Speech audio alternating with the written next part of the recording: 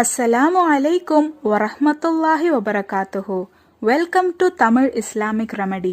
இன்னைக்கு நம்ம வீடியோல நம்ம வாழ்க்கையில பரக்கத் அதிகமாக செய்ய வேண்டிய அல்லது செய்யக்கூடாத சில விஷயங்களை தான் பார்க்க போறோம்.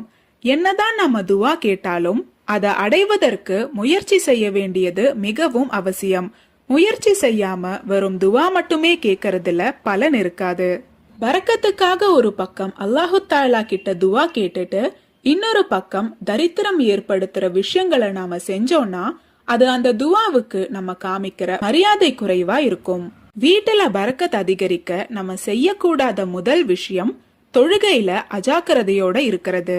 நம்ம வீட்டுல இருக்கிற ஒருத்தர் தொழுகையில அஜாக்கிரதையா இருந்தாலும் அல்லாஹு தாலா அந்த வீட்டுல பரக்கத்தை இறக்க மாட்டான். ரெண்டாவது விஷயம், குர்ஆன் ஓதாத வீடுகள்லயும் அல்லாஹு தாலா தன்னோட பரக்கத்தை இறக்க மாட்டான். நம்ம குர்ஆன் ஓதும் போது மலக்குமார்கள் நம்ம பக்கத்துல அமர்ந்து கேட்டு கொண்டிருக்கும்னு நபி ஸல்லல்லாஹு அலைஹி வஸல்லம் அவர்கள் நமக்கு கற்று தந்திருக்காங்க.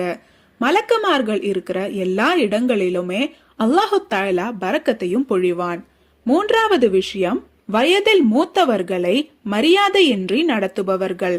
ஒரு முறை நபி ஸல்லல்லாஹு அலைஹி வஸல்லம் அவர்கள் கிட்ட ஒரு நபர் வந்து தான் எவ்வளவுதான் துவா கேட்டாலும் திக்கர் ஓதுனாலும் தன்னோட வாழ்க்கையில தரித்திரம் தன்னை விட்டு போக மாட்டேங்குதுன்னு சொல்லி முறையிடுறாங்க. அப்போ நபி ஸல்லல்லாஹு அலைஹி வஸல்லம் அவர்கள், நீங்க வயதுல மூத்தவங்க கிட்ட மரியாதையோட நடந்து கொள்ளுங்கன்னு சொல்லி அந்த நபருக்கு அறிவுரை கூறினார்கள்.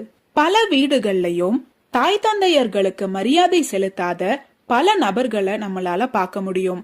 இந்த மாதிரி வீடுகள்ல அல்லாஹு தாலா தன்னோட பரக்கத்தை இறக்க மாட்டான். எப்பவுமே நம்மளை விட வயதுல மூத்தவங்களுக்கு மரியாதை செலுத்துறது ரொம்பவே முக்கியமான ஒண்ணு. அது யாரா இருந்தாலும் சரி, நம்ம மரியாதை கொடுக்காம இருக்கிறது ரொம்பவே தவறான விஷயம். இன்ஷா அல்லாஹ் இந்த 3 விஷயங்களை நம்ம வாழ்க்கையில என்னைக்கும் கடைபிடிக்க அல்லாஹு தாலா தௌஃபீக் செய்வானாக. ஆமீன்.